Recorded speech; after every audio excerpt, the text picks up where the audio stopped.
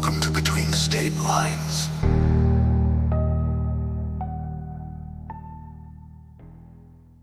All right, episode 5 of Between State Lines. And Steff knows this, but after we recorded the last episode, I was doing editing, and all of Stephanie's audio just disappeared from like the 20-minute mark on. And so I'm pretty sure Clayton is on to us. The more we talk about him, the more mischievous he gets, and he's crossing state lines apparently. Yeah, Clayton, he doesn't like being called Colton. That's what it was. It was you calling him Colton that started this whole thing.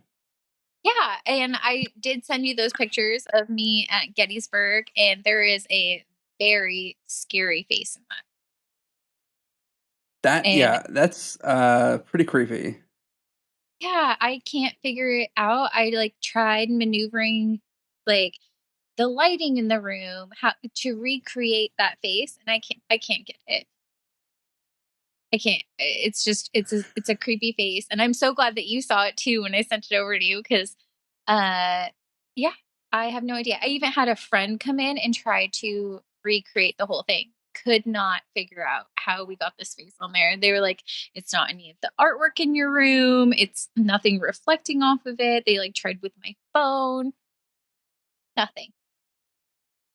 Well, also, initially I thought it was like a picture frame, but that would explain the reflection. But there's just a picture that's such a large reflection, to be a reflection, such a large image to be a reflection, and so that is just so odd, so weird. Yeah, it's just a picture. Does have that clear paper over it in the scrapbook, but yeah, no idea where that came from. I tried. I thought maybe because I don't have any background on my phone or anything. It's just the Apple and that extra icon thing to make it charge faster. No idea. No idea. What I'm gonna do is take that photo, send it to my mom, and be like, "Mom, is this what Clayton looks like?" Yeah, is this Clayton Get or do we have confirmation. somebody else here? I think we should probably post that at some point too because it's bizarre, and I tried so hard to recreate it, and I can't. And then you brighten it up, and it's it becomes more clear. I'm like, this is just crazy. But mentioning ghosts, so last week after the episode, I remembered something that I did when I was younger. So I was probably 12 at this point. And I was on a Ghost Hunters chat room. I frequented Ghost Hunters chat rooms all the time as a kid, of course. And there were some experts in there, and they were talking about their ghost hunting adventures or whatever. And they were taking Q&As. I asked, what would you do if you walked into a room and saw two ghosts having sex? And instantly, I was blocked from the chat room. That's a no question. I was this 12-year-old edgy kid who was like, I need to be as edgy as possible. I remember that, and I was like, wow, that's super, super cringe. But yeah, so today's episode is a little bit different. We're going to dive into the cryptids of the Pacific Northwest. And I told Steff, I think we're going to hold off on Bigfoot because, yes, Bigfoot is a cryptid, and yes, he is infamous for being in this area. But everyone knows him. These things I sent Steff, she had never heard of. I've lived here for half my life. I've never heard of any of them. It led me down a whole different rabbit hole, actually, for cryptids in the Philippines. But yeah, never heard of any of them. I feel like the Asian cryptids are so much cooler than ones we have over here. Ours are basic, and there's way more. Unless you go back into the Native American cryptids, but it's American cryptids are kind of boring. Yeah, I'm actually a quarter Native, so I know a little bit about that, but mostly just things you're not supposed to say, some of the lure. But yeah, the Asian ones that I read up on, honestly, freaking terrifying. Terrifying. Don't quite understand I was talking to a friend about like gin earlier today, and she's like, "Oh yeah, that's like their version of genies." And I was like, "Wait, I've never heard that before. Never heard that." But also already terrified of what the stories that I've heard so far. And then when she puts that picture in my head, I'm like, no, I don't like that. Nope. I've heard so my sister-in-law is Middle Eastern, and I'm not sure how similar it is to the Asian version of Jinn, but she described Jinns as like a mischievous genie who's kind of like a poltergeist, but not really as evil. They're just like they're there to mess things up. Yeah, I've only heard of I want to say it was like a Vietnamese version, and I could be totally wrong about that. But they were basically talking about how this is something that when you come in contact with it, it's basically a death notice. Like you don't have an like ulterior. They come in your dreams, and you are going to die and die in your sleep, and no one's going to really know much more about that. And that's terrifying to me. Unrelated to cryptids, but I remember reading a story a few years ago how the American military back in the day would late at night during the war, they would play like the sounds of like children crying and like these like horrific sounds that you don't want to hear as a regular person, but especially not during a war at 2 a.m. And it would like be to draw out the people out of the trenches, and they would get shot and killed. Terrifying. Yeah. I mean, I feel like that's the stories that I've heard are people who have gone to war and come back with something that they couldn't escape. And I can kind of understand that knowing that little bit of information. Like, yeah, even if it wasn't something that was theoretically haunting them, it was haunting. Yeah, messing with their psyche. Okay, so looping back to America and our region, the first cryptid I'm going to talk about is the black-eyed children. I did not send you this one. This is one I've discovered after I was doing research, and they aren't specific to this region, but they are found in this region. They're found in this region and like Vermont and Texas. Um, and they're literally just children with black eyes that are seen as hitchhikers, panhandlers, or in some cases, they just show up on your doorstep at, you know, ungodly hours of the night. I've definitely heard Um, of black-eyed children coming to your doorstep, and they are terrifying.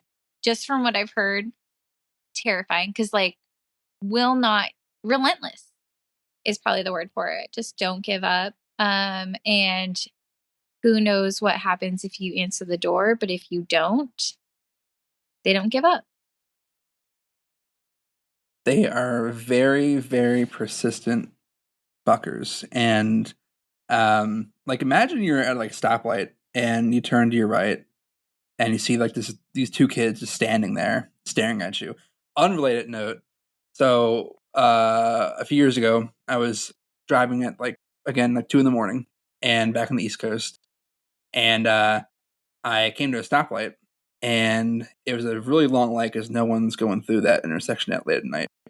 And I looked to my right, and there was this lady. I shit you not, a lady standing to my right, just off to the side, just chilling like a villain and staring at me. And like obviously I'm freaked out. So I just like go through the light. I'm like, screw this, I'm out of here. I'm not getting murdered tonight. And I looked back in the mirror and she was gone. Yeah, I would say good call. If you see somebody in the middle of the night and before the whole review mirror gone thing, no thanks. Yeah, I've heard a couple of stories about those black-eyed children and just coming to your doorstep. And at first they're like lost, and you kind of want to help them. They ask for your phone, and then if you're like, oh, I have to go get him, and then you like lock the door, they'll like just keep banging and asking to be let in. But if I saw a child with black eyes, I'm sorry, I think that's demon. No, thank you. That's not ghost child. That's not just eerie. That's demon. See, as a dad, I feel like I would fall victim to these children. I would see them like at midnight, and then I was like, "Okay, yeah, let me help you out, kids. Let me take you to the police station." And then like I'd be like murdered or like obliterated on the side of the highway, which that's my fate. Yeah, I'm sorry. As a mom, no, thank you. Nah, I got to protect my own kids. Don't know about you guys. If Right. my kids had black eyes, maybe I'd have different opinions on it. No, random kids out there, nah, demon. No, Your kids had black eyes. You're like, we're getting contact lenses. Like, we're if giving you my like kids blue have black eyes. eyes, like, okay, you're possessed, so we're gonna have to talk a whole different kind of route here. We're not Catholic, but maybe we're gonna have to talk to somebody who is. I don't know, but any other kids, nah, it's a no for me. That's a no. Um, so yeah, like you said, they are really persistent, and apparently, I don't know if you are aware of this, but they typically when they if they come in and you let them in the house or your car, and they eventually will leave, you are left with like some kind of ailment, either a stomach ache, bloody nose, headache, terminal illness like cancer, or another tumor in your brain or whatever. Um, that's the stories I've heard so far from my research. I have not heard any stories that somebody has let them in. I've only heard of stories of where they're like persistently like banging on the door, um, begging to be let in or yelling at them and what kind of voices are behind that. And no, I have not heard of any stories where people have let them in. And I would be one of those people who would be like, absolutely not. So I'm going to tell you a story. It takes place in Vermont, but I feel like it's kind of related, so it should be included. And it's Yeah. written. It's an eyewitness account that came from a Texas reporter named Brian Bethel. Um, and here is the account that he is reporting on about 20 years ago. So in Vermont, there was an elderly couple that heard the sound of 3 loud knocks on their door. They opened the door and saw 2 children, a boy and a girl. The kid said, or the boy said, "Parents will be here soon. May we come in?" Note, the children did not make eye contact and just stood there in the doorway. The couple initially were hesitant, but eventually, after a while, let the kids inside. So, first mistake. Yeah. The You have the kids cordless settled on the telephone. couch. Maybe Right. not. I'll just toss them. Yeah, like I mean, the cordless phones have been around for what 30 years now. So I would have tossed them the cordless phone. Call your parents. Yeah. Yeah, no thanks. You can stand out on the stoop. It will go out if you go out of jurisdiction, but otherwise, no, don't come in my house. I'm not the You kind of know what? person to invite anybody in anyways, though. If you leave jurisdiction, you can have the phone. I don't want it back. Yeah, at that point, I will buy a new phone. This is obviously sinister. No, thank you. I will change my phone number. So the Yeah. kids got on the couch, and the wife made them hot cocoa, and the husband asked them questions, just general questions, and they did not answer any of them. When the wife returned, she noticed her cat was scared and angry with the children. So they're, the cats have their fur on edge. And the daughter asked if they could use the restroom. Yeah, I'm like, Um, if the cats are on edge, first of all, what have you been doing to the cat? Second of all, get out of my house. yeah, you can tell a lot about someone from cats. Like my cats, we interviewed cat sitters, and uh, they all love people, like, and all of them hid from this one lady. And I was like, okay, if you can't get the cat with no brain to like come to you, where you can go. Yeah. Okay, what color was the cat with no brain? This is important. I'm sorry. He is white with gray streaks. Okay, I feel like all orange cats don't have a brain. We have 2 of them. Um, Great cats. Nothing going on up there. Um, okay. The wife looked at the kids, and she finally noticed how black their eyes were. She directed them to the bathroom and returned to her husband, who was covering his face with his hands. And she asked if he had seen their eyes. The husband didn't respond, but then just showed her his hand full of blood from a nosebleed. Okay, want to see his eyes now. Are you one of them? Like, okay, kids, get out of the house because I now have to take care of whatever is going on with my own family. Thanks. Now, this is where it gets really good. Immediately, the power went out and the house went dark. The wife headed to the restroom and was confronted by the voice of the kids at the end of the hall, uttering, "Our parents are here." The kids then left the house, leaving the door wide open. The wife followed them and noticed there were two men at the end of the driveway. Both were very tall and slender. The wife waved to them, but they did not wave back, so no response. The two men and children got in their car and drove away together. And almost immediately after, the power came back on. And throughout the next week, weird things happened in the house. 3 of the 4 cats went missing. The 4th cat was found dead. And the husband was diagnosed with skin cancer. Okay, so no black-eyed children. My instinct was right. Keep yourself safe. No black-eyed children. No parents. Whatever that means. It sounds very alien to me, but also when you're describing them, I'm like, is this like Slenderman? Is this Skinwalkers? Like, always gonna whisper that one, especially we're outside right now. We're not supposed to say that out loud, but nah, that's terrible. 3 cats missing. 4th one found dead. Husband cancer. This is not of this world. This is not for me. Well, now I think the prevailing theory here is that if you interact with them a lot, you're fine. Because the wife apparently was not okay. Either they don't target women, so they're sexist, or I don't believe that. they, you know, They don't target women? No. Maybe it's the more she interacted with them, but maybe it was that she let them in their house and I don't even know he was already showing symptoms with the nosebleed. Maybe he's more susceptible. I don't know. I don't believe that if you're a woman, you're somehow more safe.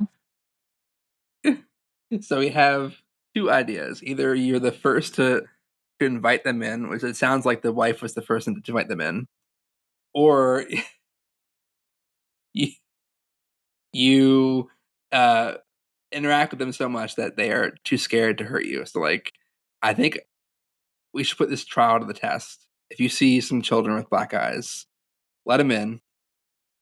Just be the first to do it, and then let me know how it goes. Or I'll be one of the people in the stories that I have heard, and I'm like, nah. I have the Blink doorbell system. I'll see if somebody comes to the door. If they have black eyes, I'm gonna pretend I didn't hear that. I'm gonna go put my box fan on YouTube and I'm gonna blast it 80% volume. We're gonna be fine because we're not answering that door. And so help me God, if anybody in my family does, I don't know them, first of all. And then second of all, dead to me. They could Absolutely. literally be dead to you if they get there. Well, if they're inviting them in first, then I might be dead to them, but I'm hoping I don't interact at all. I'll lock my bedroom door. I didn't invite them in my room. No. But I can't imagine anybody in my family being that dumb. Like, not one of them would go and answer the door, especially if it's at night. Like, if we're talking, like, even on the brink of sun setting, I think we've had, like, a total of 1 person ring our doorbell after 8 PM, and it didn't go well for them, and we knew who they were. No. It's a no for me.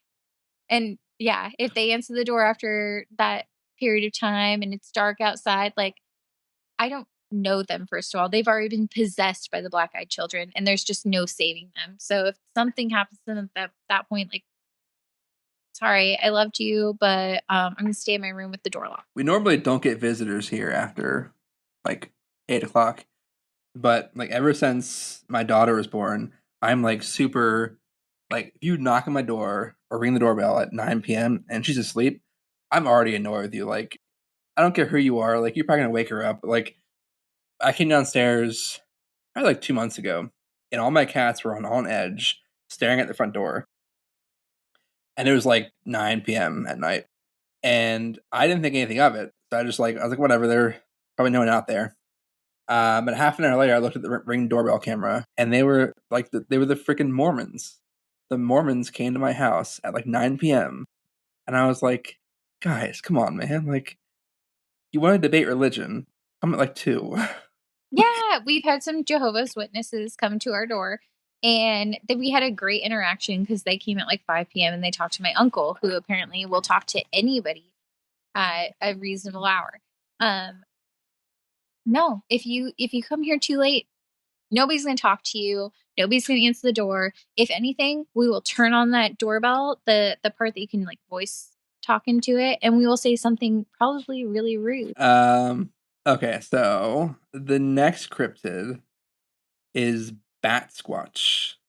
Okay, So, I'm interested in this one because you sent it to me and I meant to look it up and I didn't. So please tell me more.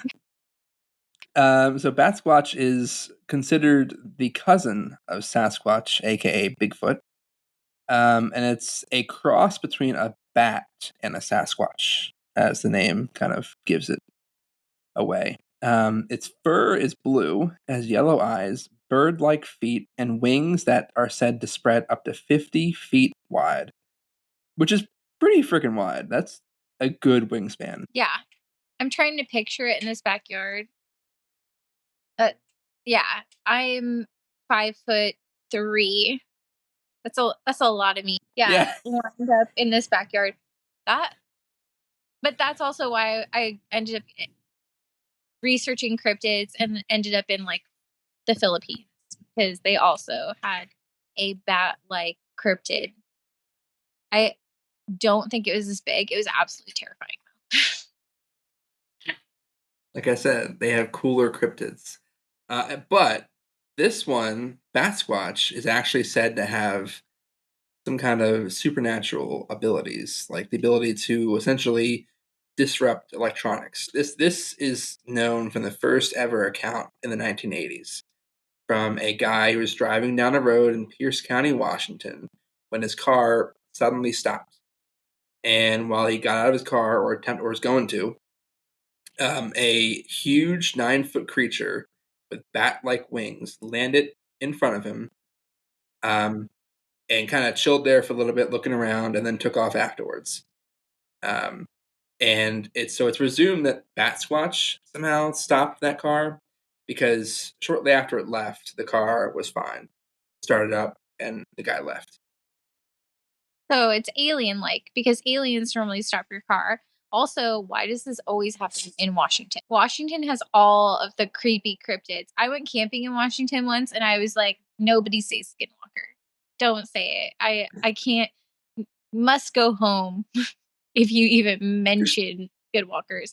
Everything's too remote out there. You're supposed to whisper it, by the way. You said it out loud. I know. I spoke a little too loud. I feel too safe in my own backyard. There are two schools of thought when it comes to Bat Squatch's origins. Either the eruption of Mount St. Helens awakened the beast, or the eruption caused a genetic mutation for Sasquatch. I mean, either way, don't love it. How did we discover this? Are there more than just the one account, or is it just the one? I feel hopeful. So there are 3 known accounts. The second account, so that was in the 80s, the first one, so a long time ago. Mm-hmm. The second account was in 2009, near Mount Shasta, and actually it's in California, so it didn't stay in Washington or had babies. Don't love that. I mean, when you have that kind of wingspan, how are you expected to stay in one state? You wonder, though, a creature with wingspan that big, how does it go unnoticed, like flying? Like, does it fly low off radar, or does it fly high, like a plane, or? I mean, 20 to almost 30 years for it to go at night even. I could see it before like radar stuff. At that point, I don't see it as much because that's that's pretty big. And we have all of this radar gadgets and people who like have their hobbies at home, not so much. But also 2009. Wait, you said there was a third account though. When was that? Third account was from 2011, where a man didn't say this where he saw it from, but might have been Oregon. Awesome. 2011, he was walking. Well, he was walking his dog when he noticed a large creature fly across the sky. His quote exactly is, "I saw something flying in the sky. It had bat wings, blue fur, and a face with eyes glowing red. It was about 9 feet tall at least, and after it just flew away. So it kind of like passed over top of him and flew away." But also, if it's interfering with radar, how are we going to detect it? I hate that being outdoors in my backyard right now in an open space. That's probably perfect for something to swoop in. It's light enough, probably safe. Getting a little dark. Well, now I know if we lose contact, Bat Squatch came to you. Yeah, yeah. Double check on me. Make sure that you get a hold of me tomorrow because it's not Clayton or sorry, Clayton Colton. I kind of worry about calling him the wrong name now after seeing that face. It was enough. At You first, I thought grandma, grandpa, but no, I saw that face. It looked like an evil doll. So last night, I was talking to my parents about like Gettysburg and stuff, and I brought up Clayton, and immediately my mom got so mad, and she was like, "You are ridiculing me, like you're making fun of me." I was like, "Like no, I'm not. I'm just curious. Like, what does he look like? Like, what is his origin story?" And she would not tell me. She was not having it. I mean, if you're that scared, I can understand. You're turning the fear into anger, but hopefully she comes around and she can give us a little bit more insight because I don't think that's grandma and grandpa at this point. Well, technically, if you recall, last week you said you wanted to adopt some ghost babies. It's like, what I if would that's a be ghost baby? open to it if they were children and not demons. But the problem is that when I see ghost children, I automatically think demon. But if they're helpful, useful ghost babies and they graduate out to be ghost children or ghost people to somebody else, like I'm open to it. There's a lot of contingencies in this contract, and there's got to be a contract. You know, when I posted that video last week on TikTok, someone commented really upset that we were like making fun of ghost babies, like the concept of like ghost adopt. Like, obviously, guys, we're not serious. Like, we can't adopt ghosts. But like this person like got so mad. They were like, "This is you're making fun of us." I'm like, "No, no, I promise it's I am just not. I am way too terrified. It's the trauma that makes me smile. It is right." way too terrified. Please do not see this as a challenge. It is not a challenge, not in any shape or form. It is, that's just how I handle being terrified. But I honestly don't think that I could come up with contingencies that they would agree to and that everyone would feel safe and comfortable and consistent going forward. But if all things aside, it could be like that. Yeah, I'd be open to It's it. also like, how do you enforce such a contract? Like, You can't. you It have feels no like a control. Yeah. vampire.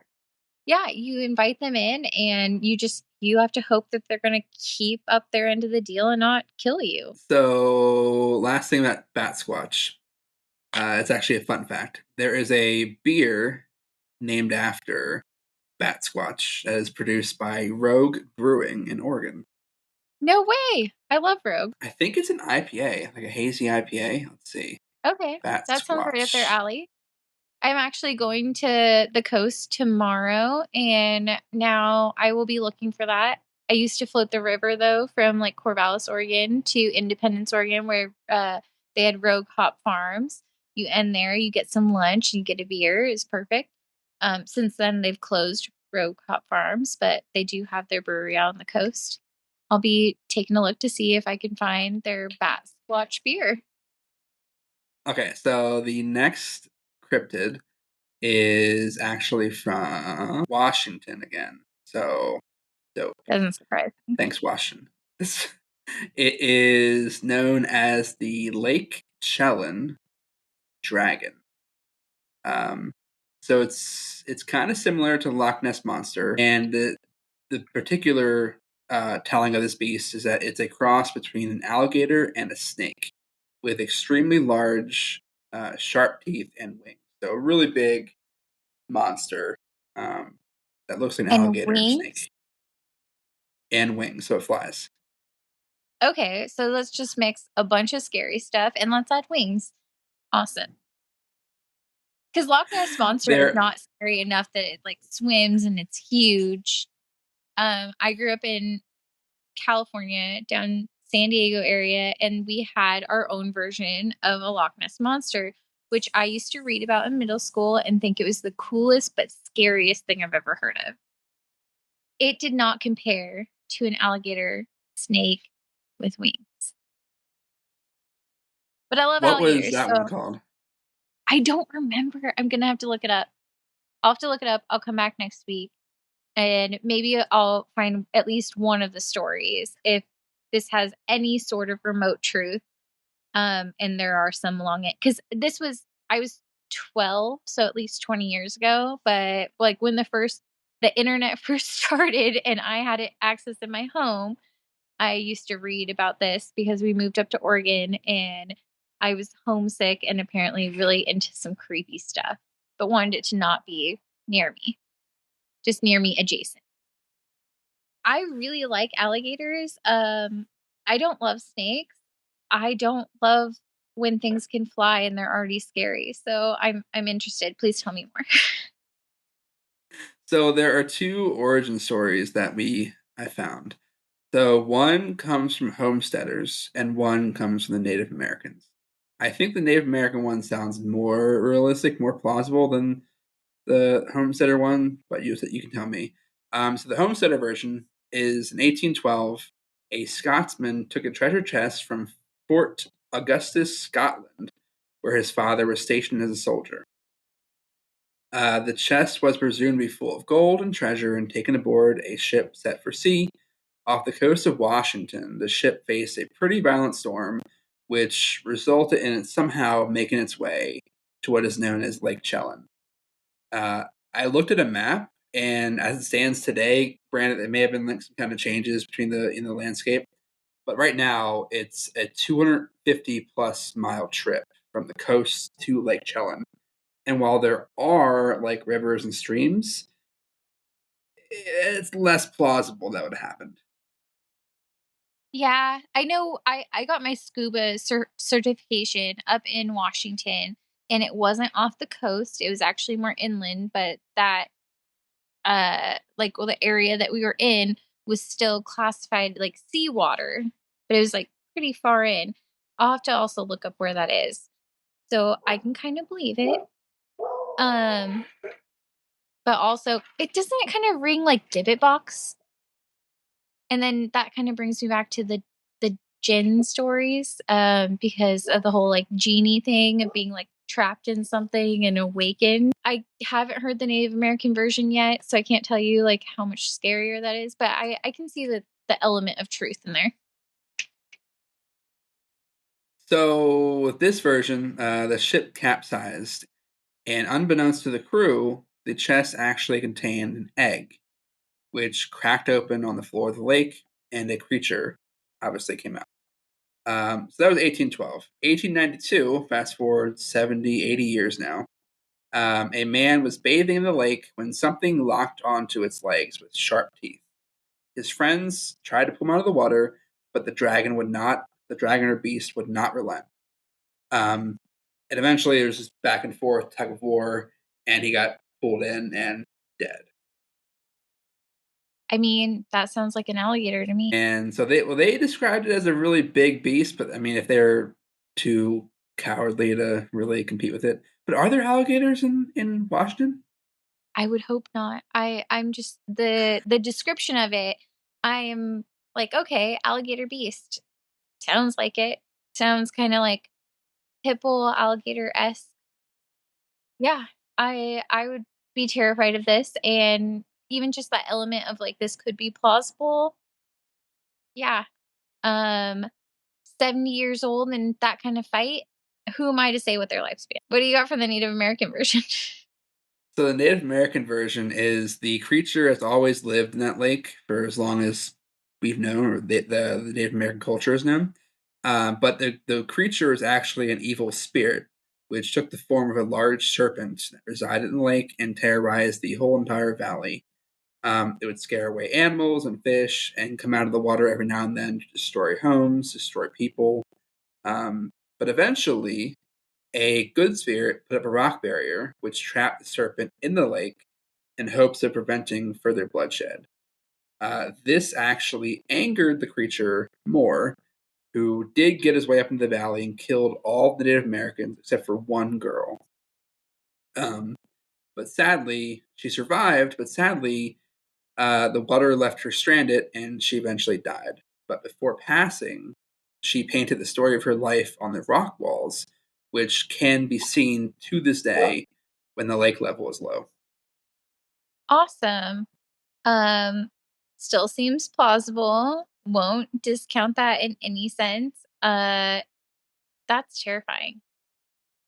That's so scary to think about. I don't know where this lake is, and I don't even think I have my phone on me. It's somewhere around here. Okay, so when I did my scuba certification, there were a bunch of sunken ships where you can go and you can kind of explore the various like sunken vessels.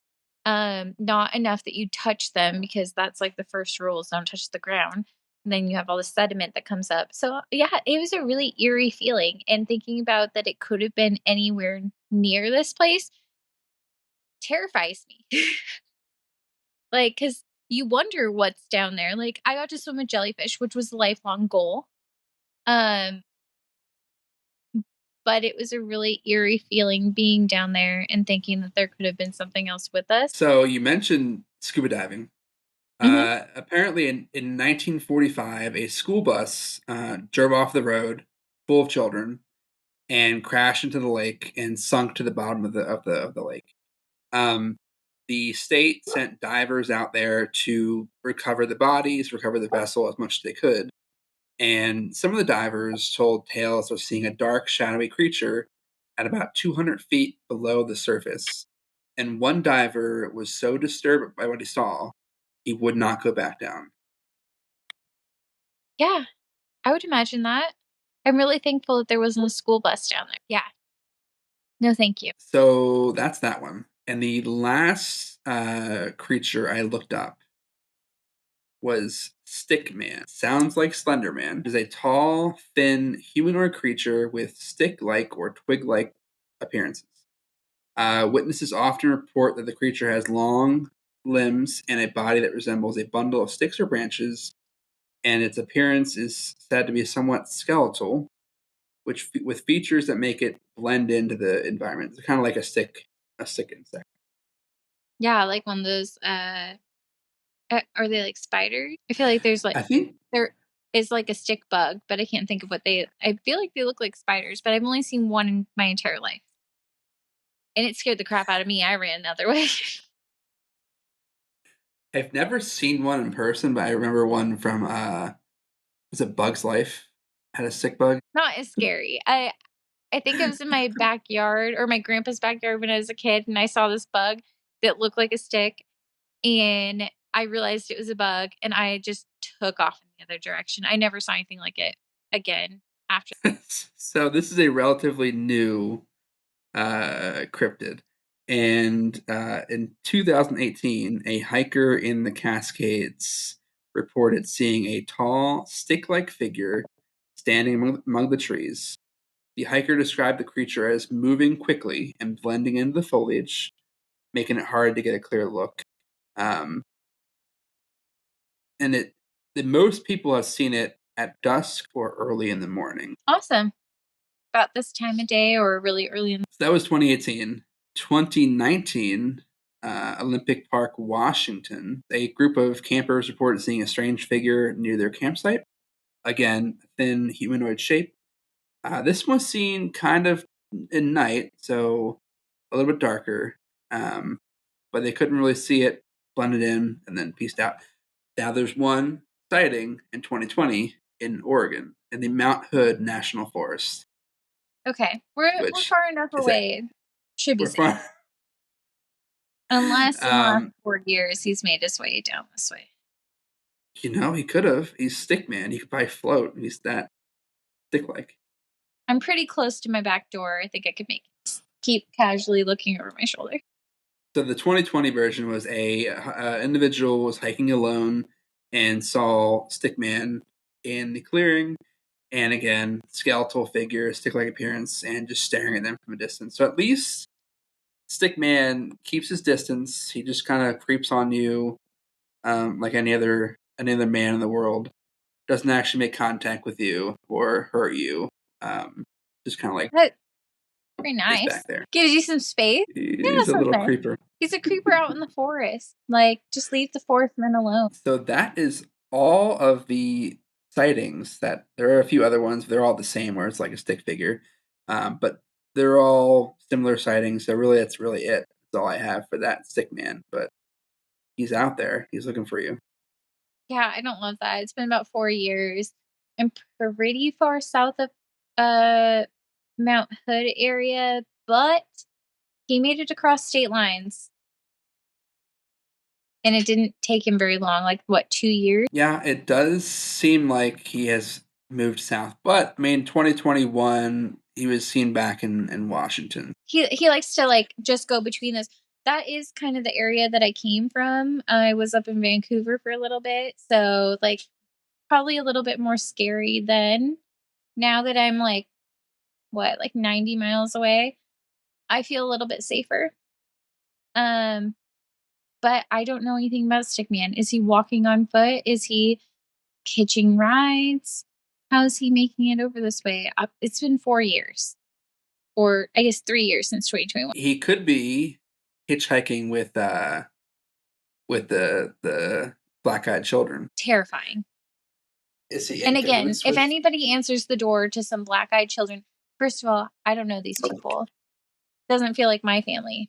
They've been possessed in some way. Last night, I don't think it was sleep paralysis, but like the last few nights I've had like very, very vivid dreams where I don't remember like what the dream was, but the overall like premise of the dream, I guess, was that someone is in the house and they're like coming to kill me. Oh, Like, not sleep or kill paralysis us. at all. Holden. Wishful thinking. Well, then I'd wake up and I would be like so uneasy and not remember like what the dream was about, and I was like, this just feels like I don't like this. Like this, I'd like get up and like walk around and kind of like shake it off and go back to sleep. And I was like, last night didn't help. My daughter was crying, so it was like that happened, and then she started crying. I don't know what it is. Pitch black room, and I'm laying there next to her. She's in the crib on the floor, and holding her hand, and then she just wakes up and screams, and that's just like it's just terrifying sound. Like you can't see anything. All you hear is screaming, crying. Yeah. Yeah. My son did that. And we also did he'd put his hand out and I would hold his hand while he slept. And that helped a lot, but not always. And yeah, that was really terrifying because also I'm like, are you just really sensitive and you know what something I don't know? But also that you're having the scary dreams. And then you're like, I don't think this is sleep paralysis. Some wishful thinking there, Holden. Well, I'm a side Wishful sleeper, so I can't. No. Okay, if it's not sleep paralysis, do you think that maybe it's Colton? Clayton, god damn it. Look what you're doing. Look what you are doing. You are putting this Let me evil. know how your dreams are tonight. I had some scary dreams like a week ago, but I've been sleeping pretty good lately. If I don't sleep well tonight, I know it's Clayton. He's like, I already showed you a really creepy face in this old photo from over 20 years ago. Get it right. Yeah. Sometimes when my wife goes out of town for work or whatever, I won't sleep in our bed because I don't know. It's just like being alone in a big room is kind of scary. I don't know Well, why. yeah, it doesn't So I'll feel sleep on the right either couch. because you know it's natural. You know it's natural to be next to her, and when she's not there, you gotta you gotta be somewhere a little bit more secure, burrito up. I think that having that security of having the couch there is almost like having the other person there. So it probably helps in some way. Not having these dreams and sitting there and um denying them, being like, nah, it's not sleep paralysis.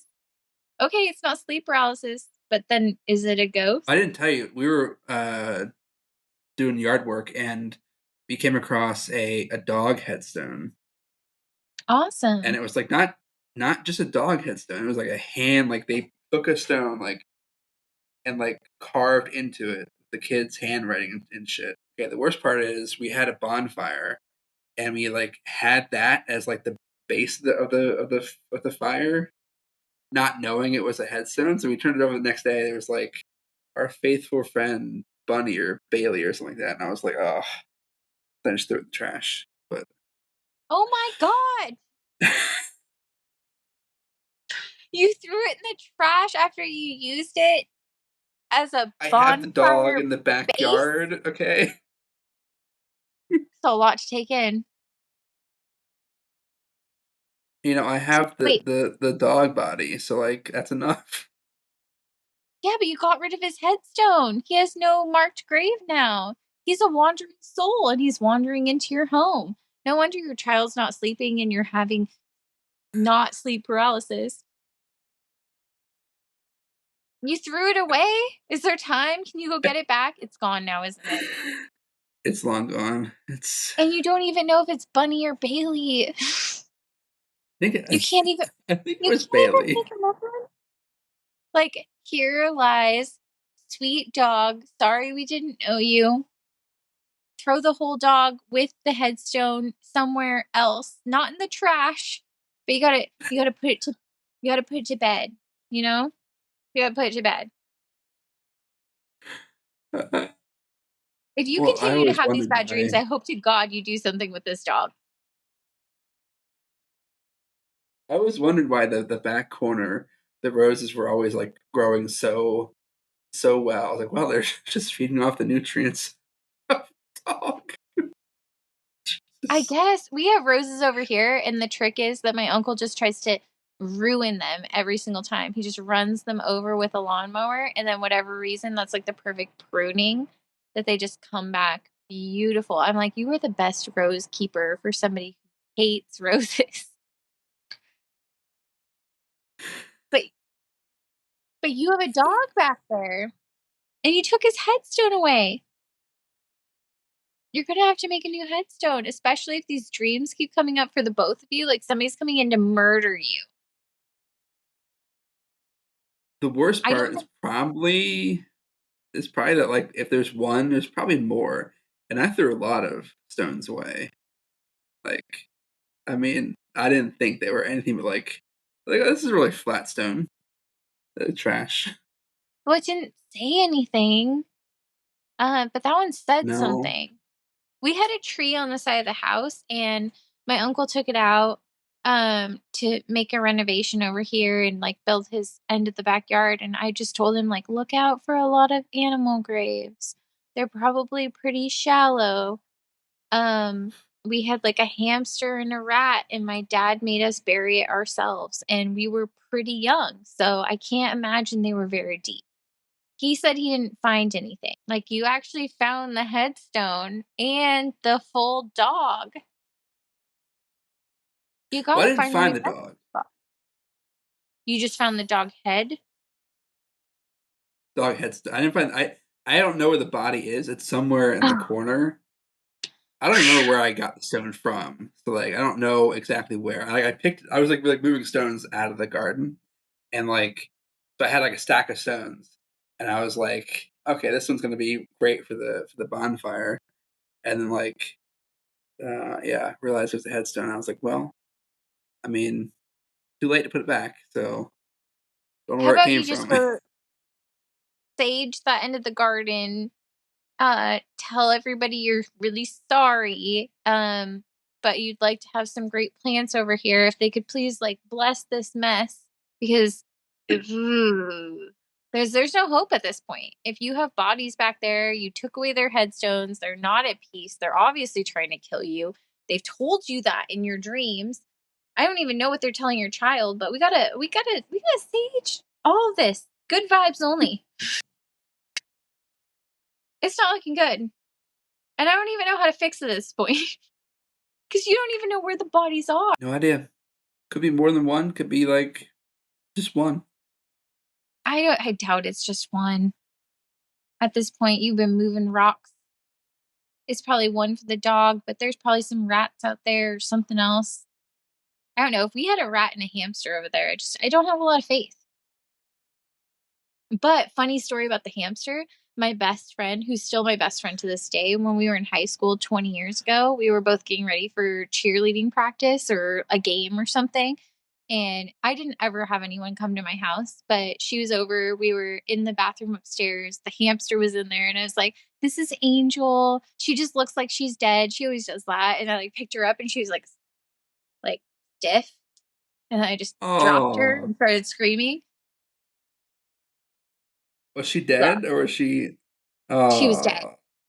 Well, so then I know of. I found out later that hamsters, like, they can actually go through like a hibernation period and really slow down their breathing and seem like they're dead. So at this point, I don't know that she actually was, but she seemed pretty dead.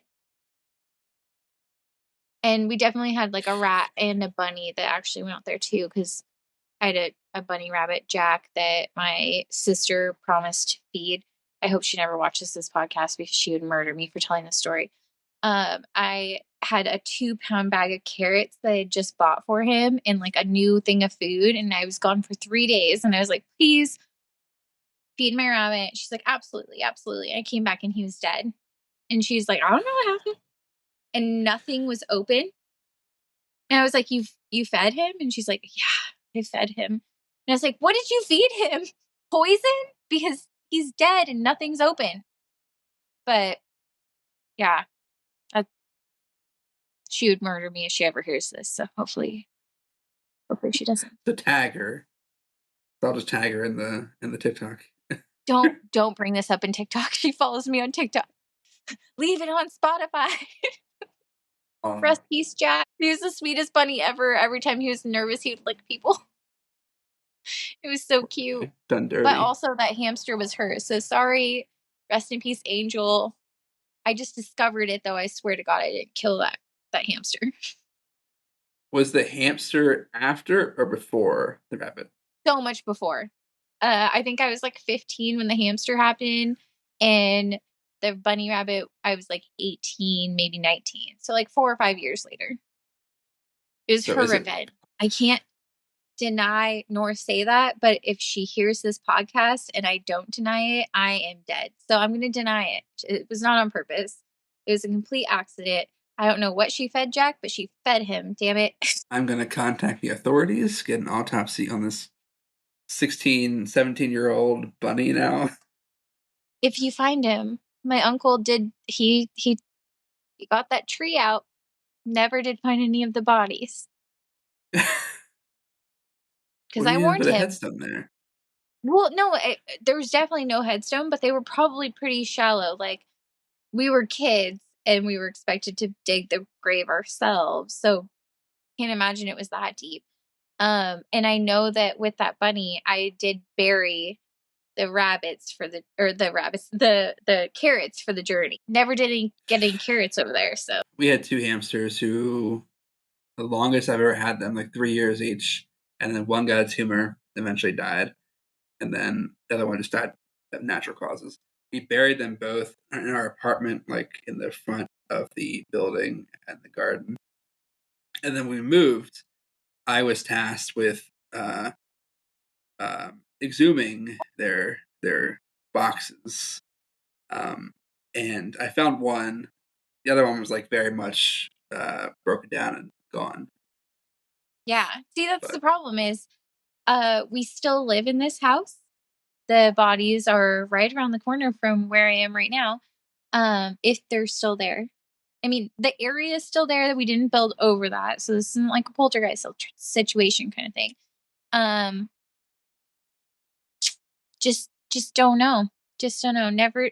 He said that when they took the tree down, they did kind of dig around it. Didn't find any bodies. I know a couple of them probably were in boxes. I don't think all of them were, because again, we were kids and we were just doing our best because Dad was like, here's a shovel, good luck, go bury it. And we did our best. But like also the trunk, I don't know. Like I had a rat that I buried out there, R2. I picked up from like a boyfriend in high school's older brother. His mom was like, absolutely no, we're not keeping this rat. And he was the coolest. Like I had never even seen Star Wars or anything. I just had a rat named R2.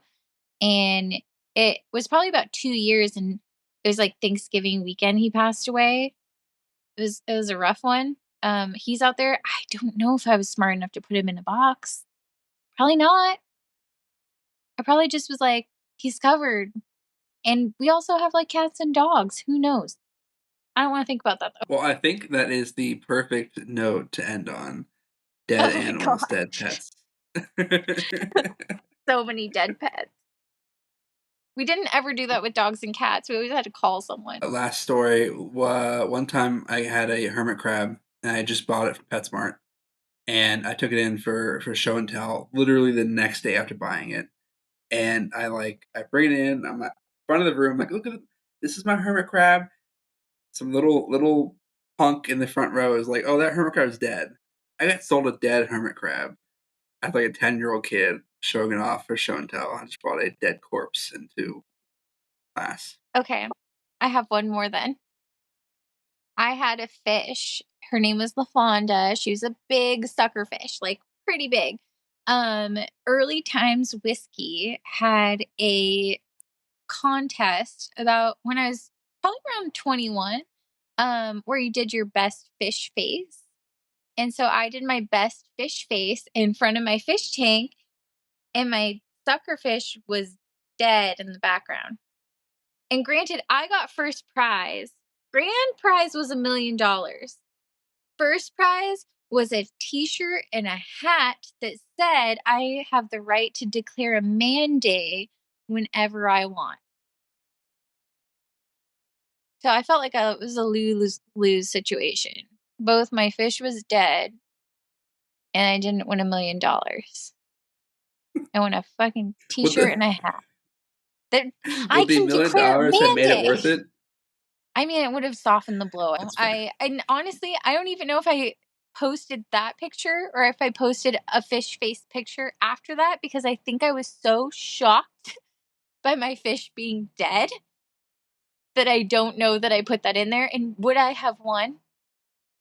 Would I have won? In a different timeline, I won $1 million. Honestly, I didn't drink that whiskey. Sorry, Early Times. Maybe I would have if I won $1 million, but that was kind of that was a low blow with the I have the right to declare mandate hat and t-shirt as the runner-up. But maybe one day we'll get into all of the prizes that I could have won, but I got first prize instead. And also how misleading it is when somebody says that you've won first prize when the grand prize is that good. You got shafted. First prize Yeah. was It's not the first time, it's not the only time. Thank you, Early Times.